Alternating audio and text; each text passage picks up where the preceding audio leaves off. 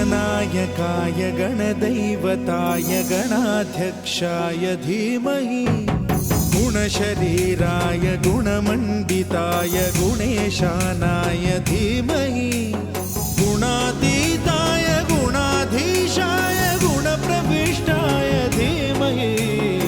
एकदन्ताय वक्रतुण्डाय गौरीतनयाय धीमहि गजेशानाय भालचन्द्राय श्रीगणेशाय धीमहि